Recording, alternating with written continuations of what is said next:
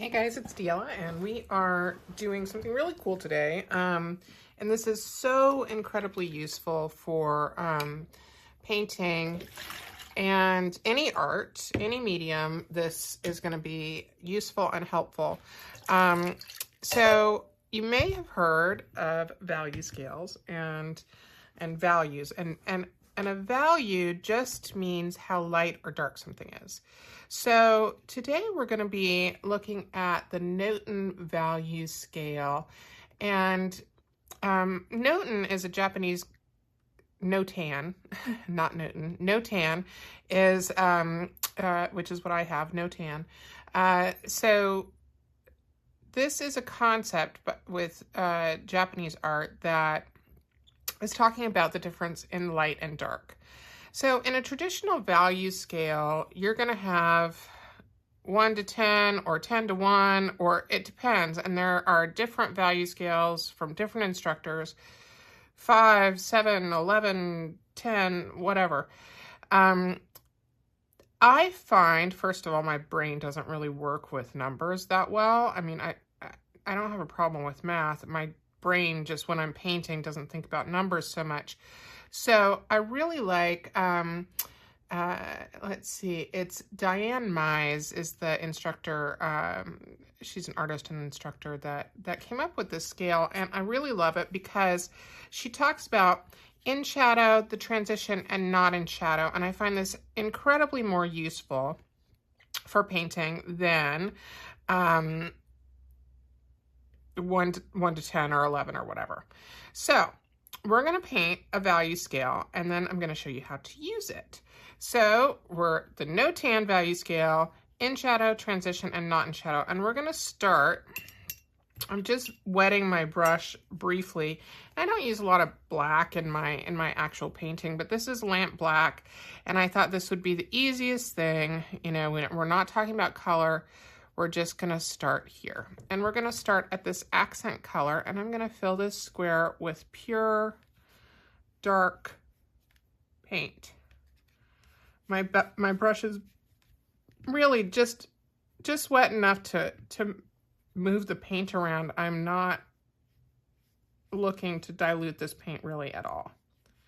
So this will be the darkest dark that would be in any painting.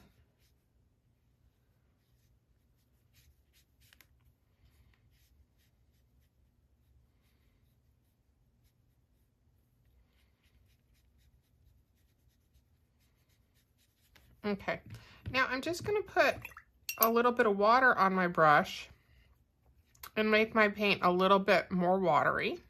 Not much, but a little bit. And let's go to deep.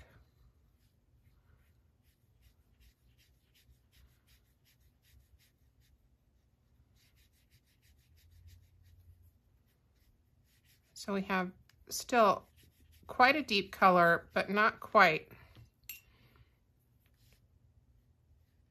as deep as this other one. Again, I'm going to add more water to my brush and start on a mid-tone. And again, I'm still working in shadows here. Add a little bit more water. This is just like when we swatched out our paints on our palette. I might need a little bit more water here. Make this a little bit lighter.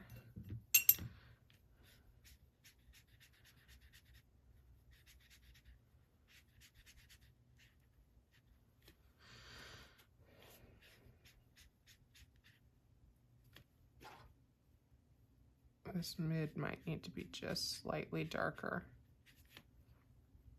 And just slightly darker here. Okay, so that's our shallow. Now we're going for more water. So in our transition square, we're going to have quite, like really it should be just the mid-tone.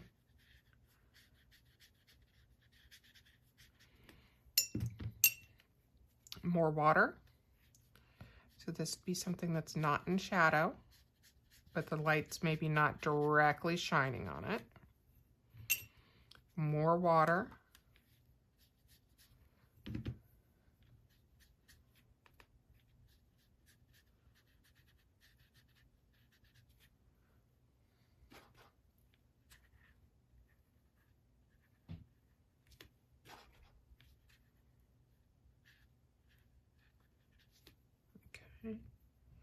And even more water. That's getting like almost barely there at this point.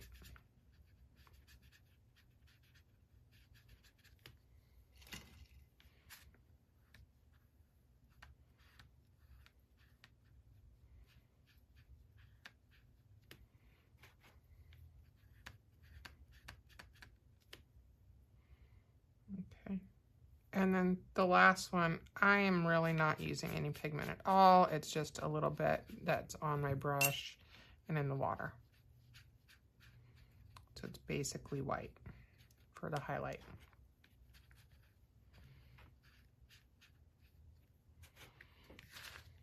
And so like this range is subtle, and I think that actually in this low could add just a touch more. It's almost the exact same color as the transition, but this transition might be a little bit lighter than it needs to be.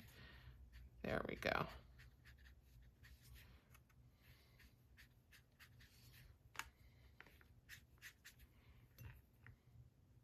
And so I'm literally just darkening up some of these, because as things dry, we know that watercolors will shift lighter.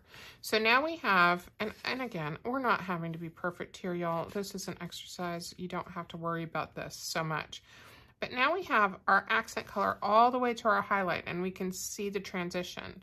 Now the fun thing to do with this, once it dries, take a hole punch in each one, and then this can be a tool that goes in your notebook that you can take out when you're looking at values. So we're going to talk about that next and how to do that. Okay, so today we are doing this painting, and we're learning so many techniques with this painting. So this is our reference photo. This is our zebra. We just finished making our value scale. So we would think, okay, this is a zebra. It's black and white, super simple. We know there's two values, right? Right, but if we start looking, of course, these are the very, very dark. I wanted to, you know, put little holes in all of these so that it would be easier for you to see on this video, but I only have a 3-hole punch, so I have to borrow one from someone or go get one to make these little holes, but we'll make it happen. But we know that like the darkest of darks are the accent color, and that doesn't change a lot, but we can see up here in this dark, we actually have this shadow going from kind of this shallow shadow all the way down to the accent color down here. So we're seeing a range of color here. And again here, maybe this is more of the shallow or transition color or value, not color. I'm not talking about color, just value. So that's more of like this transition. And then we have all the way down here, we can see that in this, we have a much darker value here in the white than we do here, which is the sunniest part. So we can see that our highlightiest places are going to be right here in the face. And then we've got, it goes to the high kind of not in shadow to some of this mid not in shadow.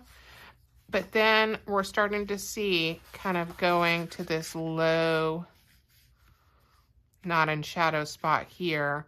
And then all the way over here, we're seeing the low, low, low.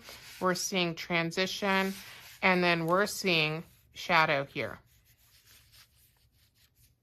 All right, we're seeing at least shallow to mid shadow in this part of the body. So even something simple that's black and white are going to have different values.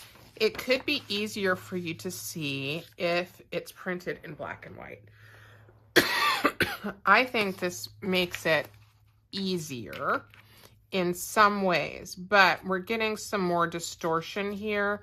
Even though we can see values, we can still see clearly that these are our highlights. This is the area of most contrast, and then we have less contrast here. So when we're using our value scale and a reference photo, it's important to be able to go and check and see, okay, where are these values? This is a very simple example with values, but we're gonna use this scale and all the other things that we've been learning to compose our painting for our last session together.